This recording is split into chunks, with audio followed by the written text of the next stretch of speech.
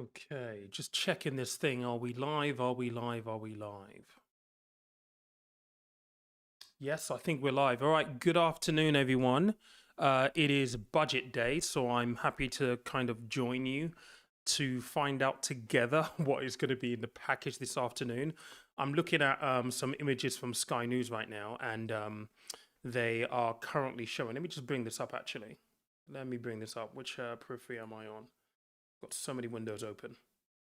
Yeah, so they're showing her leaving Downing Street right now, obviously heading towards Westminster. With all these types of things, we're going to hear some preamble first. So I've got about half an hour now. I then need to go off and pay some bills. I've got to run a workshop for a brand. And then when I'm back, we're going to get into a conversation around what was announced, so on and so forth. I'll provide you some thoughts as we find out together, really. What are my thoughts right now? I've been looking at some things this morning, and there is still a lot of, I guess, a lot of rumor, a lot of speculation around tax takes on pensioners, and the Treasury don't know how many people are going to be impacted by this, so on and so forth. There's a lot going on. I think we're now just literally a matter of like an hour, maybe 90 minutes away from finding out. So I think the overriding sense that I feel right now is that I feel like we should be wishing her luck. And I know that over the past 2 months, we've been covering this now in anticipation of today. That, oh my God, there are people out there. Is that a protest? Just looking at these images here, is that a protest? Wow.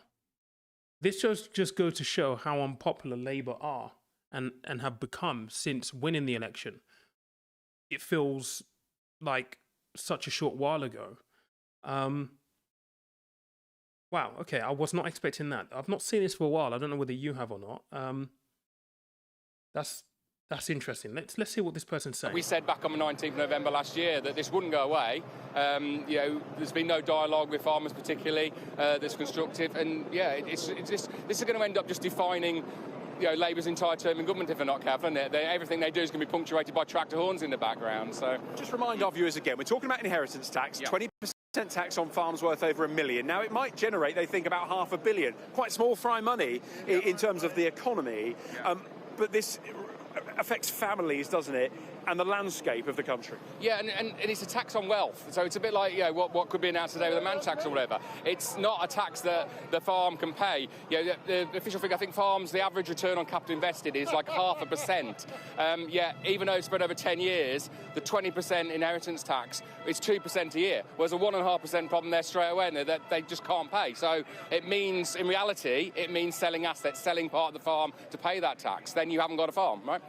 Is one of the solutions that's been mooted. A lot of people think they're not going to scrap this new IHT plan, but what about increasing that threshold from $1 million to $5 million? Thoughts on that? Exactly, and these are the kind of sensible kind of things that have been put forward. Well, it's going to be interesting to see whether she does anything specifically for farmers there. What I was going to say before I got sidetracked with that was that whilst we've been covering this for the last 2 months, we've covered a lot of the speculation. I've done my best where I can to add in a little bit of educational bits and pieces around your personal finances. When I look at the comment section, the overwhelming feeling that I've got, the sentiment that I've got in the comment section is a lot of anger, a lot of frustration, a lot of people feeling disenfranchised, despondent. And I completely get that. I do. I understand it. I know where people are coming from. But I do want to stress one thing, and I think this is something that maybe has gone amiss in this entire conversation. And that is that we all need to wish her the best of luck. Because if she gets this right, if she gets this right, it's only going to be good for the population. If she gets it horribly wrong, then it's not going to be good for the population. I think the difficulty is that there isn't a lot of trust in the government. There isn't a lot of trust, I suppose, in her and her ability. And we're in a place right now where it almost feels as though there is no middle ground.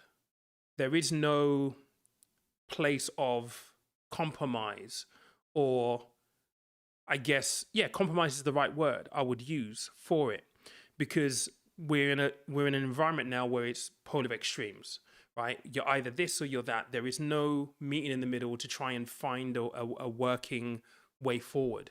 That's what it feels like, and I've certainly seen that in the comment section. I remember doing a live. This was probably about 3 weeks ago, and we were talking a little bit about the whole idea of the Brit ID, and I gave my views, and there was a comment that stood out to me in the chat at the time, and the comment was something like, "Anyone who is up for this is the enemy," and it took me aback because I started to think to myself, when did we start to think of ourselves as enemies if we don't hold the same views or we have a different view to one another? Why does that automatically mean that you're the enemy? Right now, Labour is the enemy if you're on the reform side. If you're on the Tory side, the reform is the enemy, or Labour is the enemy, or vice versa. I don't think any of that is healthy in any way, shape, or form, because it divides us as a society. And I think what today will do potentially is deepen that divide even more, that discontent that people feel, that disillusionment from the fact that the social contract feels broken, and therefore, let me just go full screen whilst the weather is on here, and therefore, it's you against the next person, you against whoever it may be, on the opposite side of thinking or the opposite side of tracks when it comes to life experience than you are. And I don't think that's healthy. I don't think that that is conducive to community, to the country as a whole. We need to find a way out of that. And I don't know what that looks like right now. And so, look, me, personally, I wish her the best of luck today. I hope, as difficult as this is going to be, that she gets this right, and we're able to point to some wins in the near future as much as we possibly can. I mean, you tell me, like, there's 59 of you on here right now, okay? You tell me in the chat if you can. Tell me in the chat. Tell me in the chat whether or not you would want to do her job right now. Because I don't think her job at this point in time is one that is rewarding. I mean, you're screwed if you do, you're screwed if you don't. There is no pleasing everyone. So as a character, she needs to be really, really strong. She needs to be defiant. She needs to trust her convictions, trust maybe the advice that she's getting. I know we as the general public don't have a lot of faith in that trust, but you've got to play the cards that you're dealt. And I honestly hope that she gets it right. I really, really do. Because I'm really, really afraid of what it means in the continued divide that seems to be forming in the country right now. There's a comment here. I think the self-employed will get hammered today, a mixture of reduced ability to pay into pensions without NI or penalty, and increases in dividend tax. I think dividend tax definitely will be there. I definitely think salary sacrifice is going to get hit. For what I'm hearing, ISIS are definitely going to get hit. I think the mansion tax is going to impact more people than they thought it was going to do. Impact. I've been reading about this morning about they've phrased it as the dirty dozen, like 12 tax increases that are just going to pretty much decimate people. So it'll be interesting to see how that actually comes out and what that looks like. Yeah, I just hope that they have something in there for business. I really, really do. I mean, I made a video yesterday when her three top priorities were cost of living, NHS waitlists, and the interest on debt. Those were her three top priorities yesterday. And I don't see any growth agendas or growth priorities in those three. So who knows what she's going to be able to do. The trouble that we face here is that there's always next year. And this is where it's like, I'm astonished that they've backed away from increasing income tax, 2p.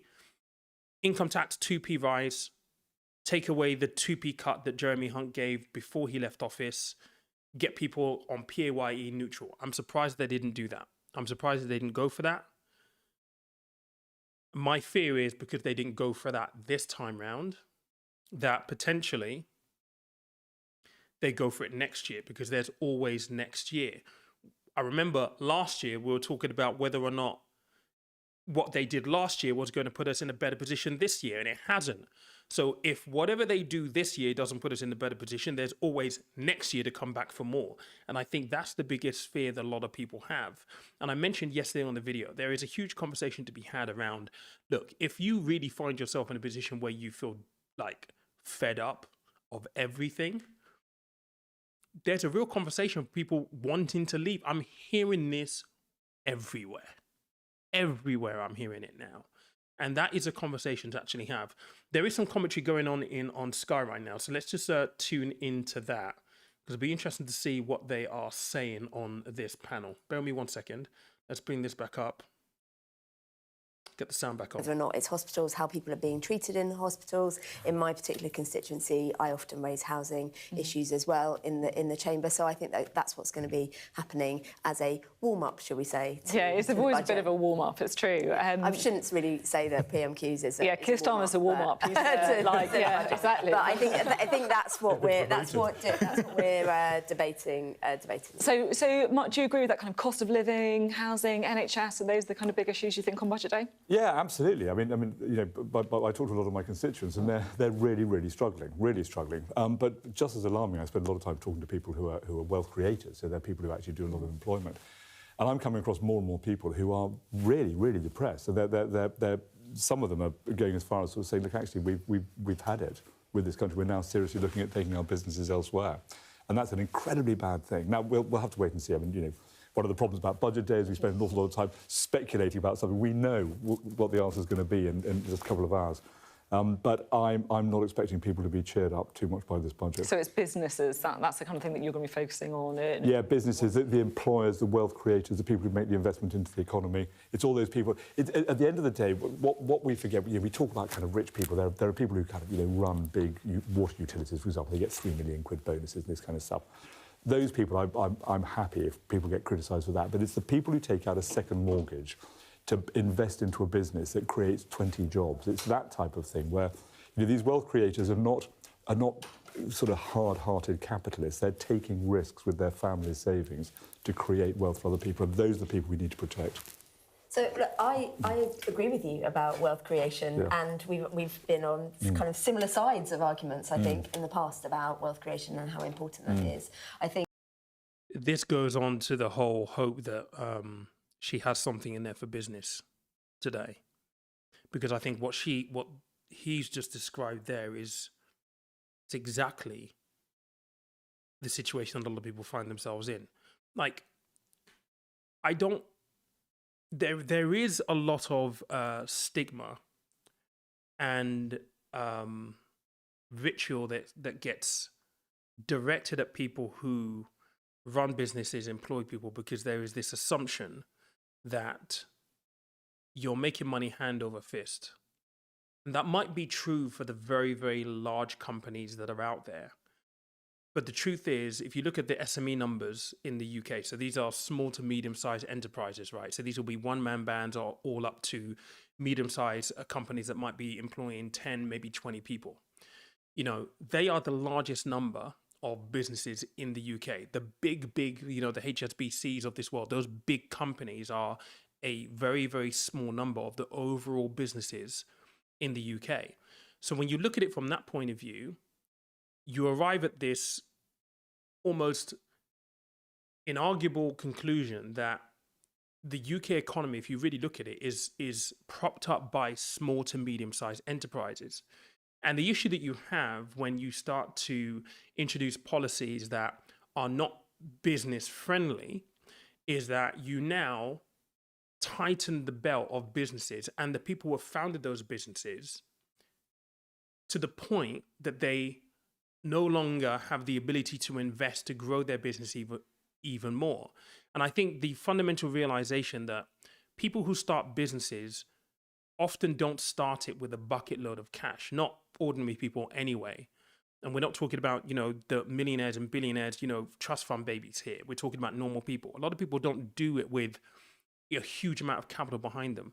A lot of them do it at their own personal risk, risking their mortgages, risking being able to put food on the table. I have plenty of friends who run businesses right now who have teams where sometimes they pay their teams before they're able to pay themselves, in the view that employing a team will help accelerate the business growth, and at some point in the future they may be able to sell that business for profit.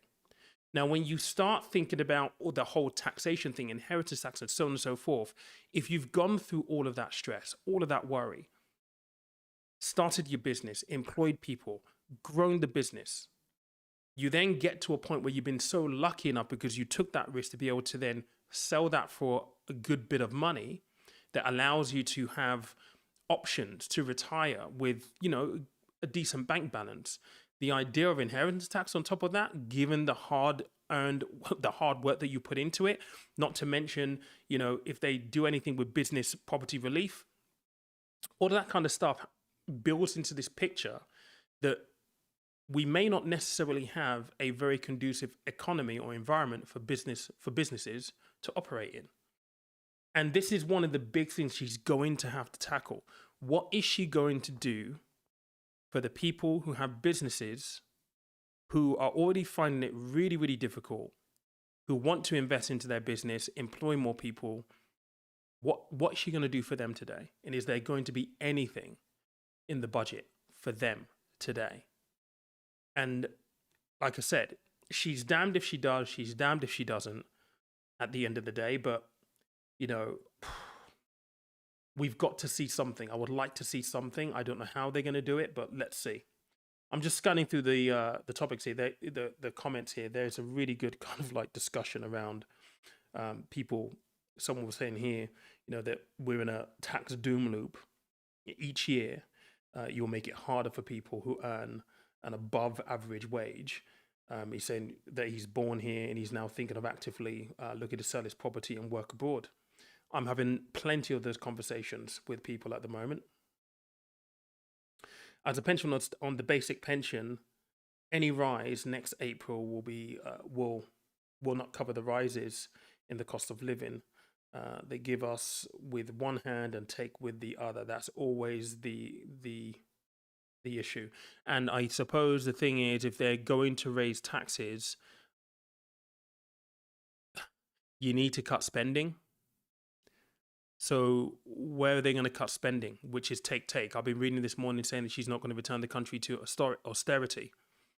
Okay, that's good on one notion, but you can't raise taxes and maintain the level of spending that we currently have, particularly if you want to reduce the interest on debt. You're going to have to make some spending cuts somewhere. So that has not really been covered at all so far. So are we going to see a surprise in the budget when she gets round to her announcements? That's going to be the really, really big question, an elephant in the room, if you will, around, are there measures to cut spending? Because I don't see a world wherein she can do any of this and expect not only for the black hole to disappear, but to meet her three priorities without spending cuts. I don't see it, but I'm not an economist. So maybe I'm wrong on that front. We'll see. Minimum wage plus increase NIs is a disaster for small business, and all of those politicians are skewed to benefit big corporations like Amazon. You know what? I was reading this morning that apparently the minimum wage is also set to go up. I don't know whether that is something that we're hearing. I literally saw something this morning. I didn't really read it properly, but I think there might be something about that in the budget. Who knows? We're very, very close now to this. I'm going to go full screen. I probably have another 15 minutes before I have to jump off and run a webinar for a corporate client. So I just wanted to do this as a little bit of a, I guess, a bit of a preamble and just kind of give my thoughts. Like I said, I'm wishing her luck. I hope that she gets this right today. I hope she does. I really, really do. I think it's going to be a difficult one to take. I think there's going to be lots of dissection of the budget. I'm secretly hoping it's not going to be as bad as we're anticipating, which has probably been the tactic all along. Let's leak a load of stuff. Let's put a lot of speculation out there. Then when we do announce a few things, it's going to come across as acceptable, as, you know, oh, it's not that bad. I'm hoping that is actually going to be the case. If it isn't, though, I hope that she just rips off the Band-Aid and let's have it. That's what I hope. But we'll see in probably the next hour or so what the verdict is going to be. Yes, someone is saying here, confirmed yesterday, they're increasing minimum wage to £12.71 for over 21s. Definitely going to increase inflation in retail. Yes, it will. Great comment. The minimum wage one is a really tough conversation, right? Because you can understand how it will help people at the lower end of the income spectrum, right? And you can see how with the cost of living and inflation, that would actually help. But as the comment is saying here, it can actually worsen inflation. I mean, inflation yesterday went down to like 3.6 or something like that. So we're on the right track. But the thing is, when you give an increase in minimum pay, like businesses who are struggling are going to put off recruiting people, because if they haven't got the cash, the capital to be able to hire someone on that new minimum wage, you're impacting inversely the job market. And this is where it's all very much a fine line to balance, right? But who knows? I mean, we'll see. We will absolutely see. I feel like it's almost cruel to say, well, you shouldn't increase the minimum wage because of the potential impacts. It's not helping small businesses. It's not, it could be inflationary. But at the same time, I can also see the reason why there is an argument for the minimum wage to be increased. There is also this big question of, if you increase the minimum wage to a higher amount, what does that do in terms of getting people, into higher paying jobs where a little bit of effort and work is required to get into more of a skilled professional arena where the pay is a lot better. We already know that we have a huge unemployment problem in terms of people being on benefits right now. That's a big, big problem. And I suppose there's also this argument trying to encourage people off benefits into those kind of jobs. I don't know. We'll see what happens and see how this all pans out. Anyway, I will be back a little bit later on. Thank you to everyone who's joined so far. If you can do me a favor before you leave and before this stream ends, if you could literally just tap the like button, that will be absolutely amazing for me. Just signals to the algorithm that you've enjoyed this. I will be back after the webinar, close to probably about, I'm 4 hours ahead. So probably in the next 90 minutes or so, I'll be back. We'll catch up with what's going on, the announcements. I'll provide some thoughts, so on and so forth. And we can have a proper deep dive into some of the announcements on a live session. And I'll do a more kind of thought through video, perhaps tomorrow, where we can get into the post-mortem, if you will, of what's running around in the media off the back of the announcements today. But I appreciate you so much for watching. I will catch you shortly. Have a good morning, have a good afternoon. Try not to have this ruin your day, is how I would probably end this one. But catch you soon. Cheers, guys.